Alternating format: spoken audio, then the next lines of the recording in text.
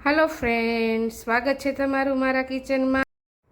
वरसाद चालू थाय एटले आपड़ा गुजरातीओना घर में लगभग बधाना ज घरे भजिया बने छे, अलग अलग प्रकारना। आजे हूँ तमारी साथे शेर करीश बजार में मळता स्ट्रीट स्टाइल ब्रेड पकोड़ानी रेसिपी। एकदम क्रिस्पी अने बहार फरसाणनी दुकान में मळे छे तेवा तेनी साथेनी तेनी ग्रीन चटनीनी रेसिपी पण शेर करीश। विडियो गमे तो वधुमां वधु शेर करजो अने चेनल पर नवा हो तो चेनल सब्सक्राइब करवू भूलता नहीं।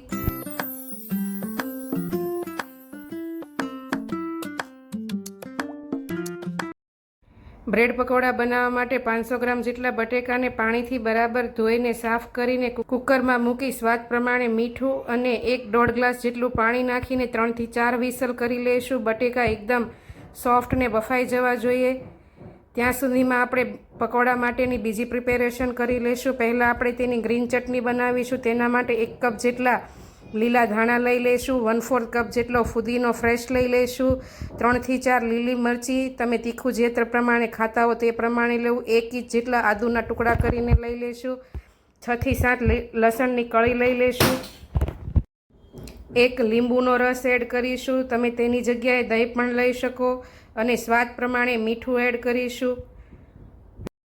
2 મોટી ચમચી જેટલા સિંગના દાણા એડ કરી શકો, તેની જગ્યાએ તમે ડાળિયા કે પછી ઝીણી સેવ બેસનની પણ લઈ શકો। અડધી ચમચી જેટલી આપણે ખાંડ એડ કરીશું તેમાં, અને ચટણીનો કલર એકદમ ગ્રીન રહે તે માટે 4 થી 5 બરફના ટુકડા એડ કરીને એકદમ ફાઇન એવી ચટણી પીસીને તૈયાર કરી લેશું।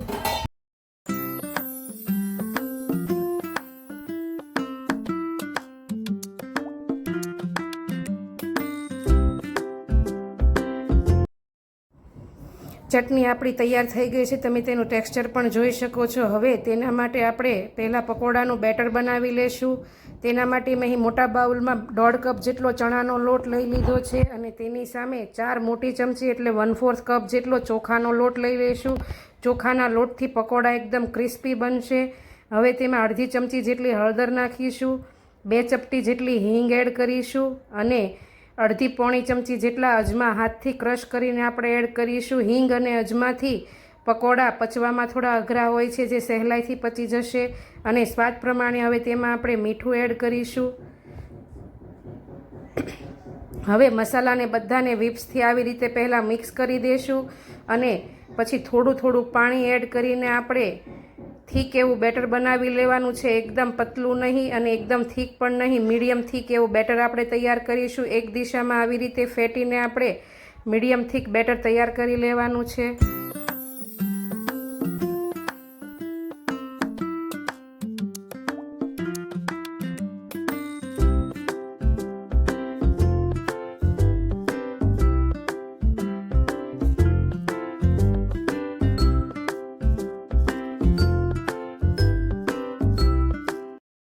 બેટરમાં જરૂર પડે તે પ્રમાણે આપણે થોડું થોડું પાણી એડ કરીને આપણે વિપ્સથી આવી રીતે એક દિશામાં ફેરવીને ફેટીને બેટર તૈયાર કરવાનું છે। બેટર એકદમ ઘાટું કે એકદમ પતલું નહીં, મીડિયમ સાઇઝનું જ તૈયાર કરવાનું।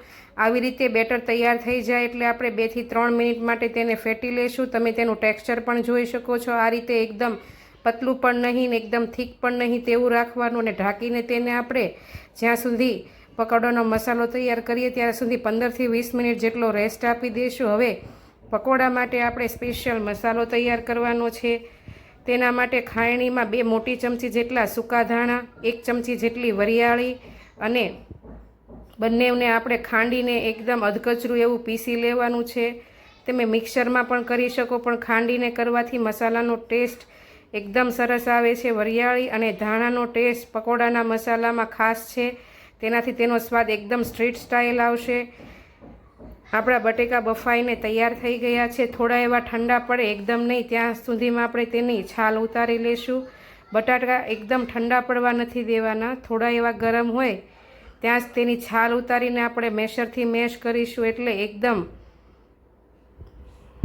સરસ એવા મેશ થઈ જશે ફટાફટ। તેમાં ગાંઠ પણ નહીં રહે, અને તમારે ખમણીથી પણ મેશ કરવા નહીં પડે। તમે જુઓ તેમ થોડા એવા બટેકા ગરમ હોય ત્યાં સુધીમાં આવી રીતે મેશ કરી લેવાના।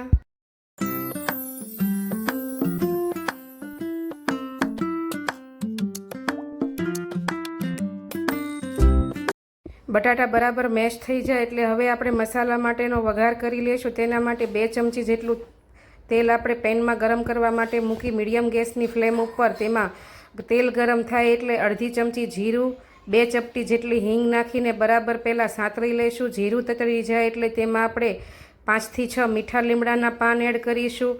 તેને પણ તેલમાં બરાબર સાંતળી લઈશું અને પછી 2 થી 3 મરચાંની કટકી કે પછી પેસ્ટ કરીને લઈ લેશું. તીખું તમે જે પ્રમાણે ખાતા હોય તે પ્રમાણે એડ કરવું અને 1 ચમચી જેટલો આદુની પેસ્ટ લઈશું. બંનેને આપણે પહેલાં સાંતળી લઈશું. તમે મસાલો એકદમ કાચો કરો તો પણ ચાલો, પણ આવી રીતે સાંતળીને લેવાથી મસાલાનો ટેસ્ટ એકદમ સરસ આવશે.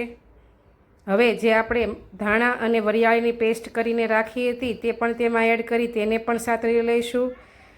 પેસ્ટ સતળાઈ જાય એટલે તેમાં આપણે 2 મોટી ચમચી જેટલા તેલ એડ કરીશું. ઓપ્શનલ છે, જો તમને ન ગમતા હોય તો તમે સ્કીપ પણ કરી શકો, પણ તલથી મસાલાનો ટેસ્ટ સરસ આવશે. હવે તેમાં આપણે થોડા સૂકા મસાલા એડ કરીશું. અડધી ચમચી જેટલી હળદર, 1 ચમચી જેટલો લાલ મરચું પાવડર, 1 ચમચી જેટલું ધાણા જીરું અને સ્વાદ પ્રમાણે મેં અહીં અડધી ચમચી જેટલું મીઠું એડ કર્યું છે. બટાકા બાફવામાં આપણે મીઠું એડ કર્યું હતું એટલે અહીં થોડું ઓછું એડ કર્યું છે. સૂકા મસાલાને પણ આપણે તેમાં બરાબર મિક્સ કરીને સાંતળી લઈશું. અને પછી હવે જે આપણે બટાટાને પીસીને રાખ્યા હતા મેશ કરીને તે તેમાં એડ કરીને બરાબર તેમાં મસાલાને મિક્સ કરી દઈશું. પહેલાં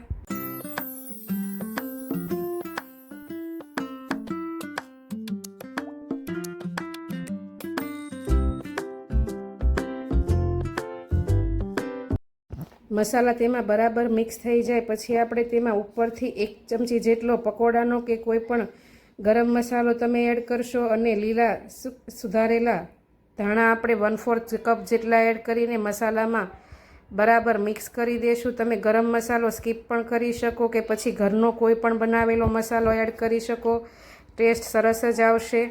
હવે મસાલો આપણે તૈયાર થઈ ગયો છે, તેને થોડી વાર માટે આપણે ઠંડો પડવા માટે મૂકી દઈશું.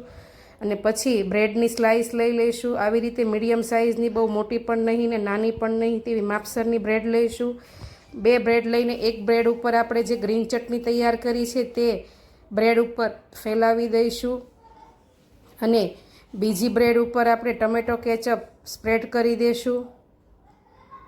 બ્રેડમાં બધી બાજુ સોસ લગાવીને હવે આપણે ઉપરથી જે બટાટાનો મસાલો બનાવીને તૈયાર રાખ્યો છે પકોડાનો તે તેમાં સ્પ્રેડ કરી દઈશું. પકોડાનો મસાલો તમને જે પ્રમાણે ગમતો હોય તે પ્રમાણે થીક કે પછી ઓછો તમને જેમ ગમે તેમ પાથરી શકો, પણ મીડિયમ પાથરો તો પકોડાનો ટેસ્ટ એકદમ સ્ટ્રીટ સ્ટાઇલ આવશે. અને હવે તેને પેક કરીને વચ્ચેથી આપણે ચપ્પુથી ક્રોસમાં આવી રીતે પકોડાનો શેપ આપી દઈશું. પકોડા પહેલેથી જ કટ કરી લેવાના જેથી પકોડા તળતી વખતે સહેલાઈતા રહે. આવી રીતે બધા જ પકોડા આપણે ભરીને વચ્ચેથી કટ કરીને પહેલાં આપણે તૈયાર કરી લઈશું. ત્યાં સુધીમાં મીડિયમ ગેસની ફ્લેમ ઉપર આપણે તેલ પણ ગરમ કરવા માટે મૂકી દઈશું અને બેટરને પણ જોઈ લઈશું. ખોલીને બેટર એકદમ સેટ થઈ ગયું છે. 2 મિનિટ માટે તમે ફેટી લેશો તો એકદમ લાઇટ થઈ જશે. અને હવે તેમાં આપણે પકોડાને ડીપ કરીને ચેક કરી લેશું. જો પકોડાને તમે ડીપ કરો ત્યારે ઉપર કોટ સરસ એવું થઈ જાય તો તમારું બેટરની કન્સિસ્ટન્સી બરોબર છે. આવી રીતે એકદમ જાડું પણ નહીં ને પતલું પણ નહીં તેવું લેયર તૈયાર થવું જોઈએ. હવે તેલ આવી ગયું છે, તેમાં આપણે પકોડાને ધીમે ધીમે એડ કરીશું. પકોડાની સાઇઝ મીડિયમ છે એટલે 2 પકોડા આરામથી સમાઈ જશે. પકોડાને ઉપરથી આવી રીતે તેલ એડ કરી બંને સાઈડ ઉલટ સુલટ પલટાવીને એકદમ ક્રિસ્પી કરી લેશું પહેલાં.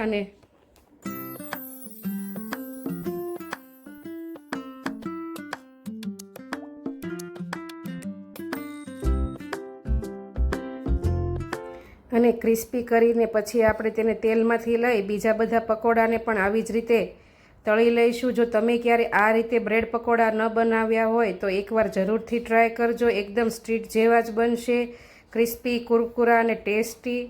જો મારી રેસીપી ગમી હોય તો વિડીયોને લાઇક કરવું ભૂલતા નહીં ને ચેનલને સબસ્ક્રાઈબ જરૂરથી કરજો જેથી તમને મારી આવી નવી નવી ટિપ્સવાળી રેસીપીના નોટિફિકેશન મળતા રહે. તો ચાલો આવતીકાલે ફરી મળીશું નવી રેસીપી સાથે. ત્યાં સુધી આવજો. જય શ્રી કૃષ્ણ.